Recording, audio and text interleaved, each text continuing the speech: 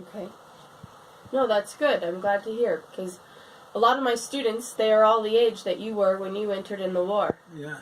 And I had a student the other day, I was talking about war, and they said, "Gee, thanks, Miss Turnbull, for taking away my childhood." And I said, "And how old are you?" He goes, "I'm 17. And I said, "And what do you do with your life?" He goes, "Well, I have a job at McDonald's." And I said, "Okay. Well, I know men 60, 70, 80 years ago that were fighting for you. And I took your childhood away." I said, theirs was whisked away. They loyally and willingly gave it up. Yeah. And so that's good. I'm glad to hear that. That's what they need to hear. We have an entitled generation of students who don't understand what loyalty and sacrifice means. Okay, so after the war, all right. Let's see. I'm just gonna ask you real quickly about what did you do after you were discharged? What, you know?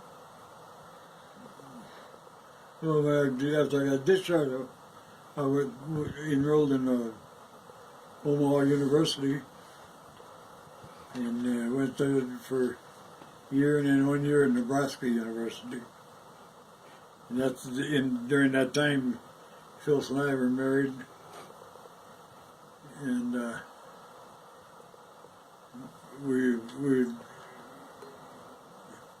our first home was in Army barracks down in Lincoln, Nebraska. When I went to Nebraska University, they let us veterans go in there and build apartments in these barracks. So Phyllis and I built our own apartment in you get a half a barracks, which is for quite a bit of room. So that was our first home. When did you meet Grandma? I met Phyllis when I got home from the service. My older brother was going home, and he'd been discharged just ahead of me, and he was going on a picnic. These bunch of girls at Omaha University had, and they told him to bring me along.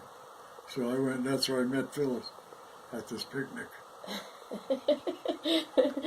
And when did you get married? We were married in 1947, 70 years ago. Okay. Next month will be 70 years. Next month, 70 years. Let's see, where have you lived since coming back from war? What different places have you lived?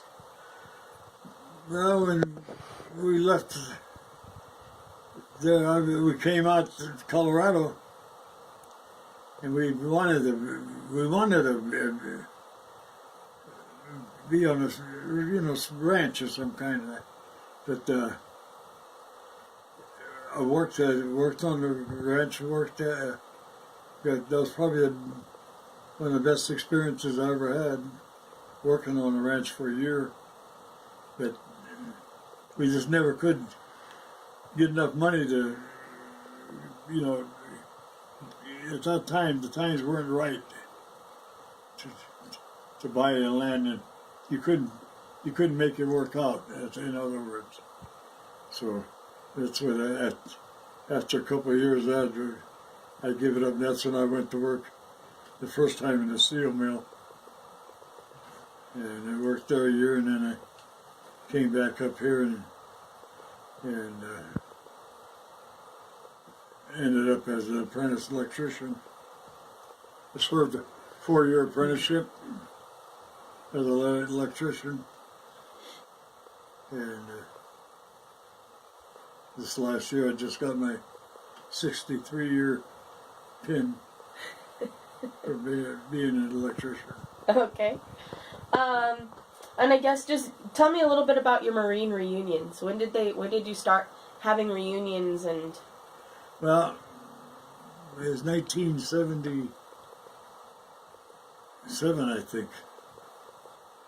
Very close. We had our first reunion, and it was started by some guys from Aiken.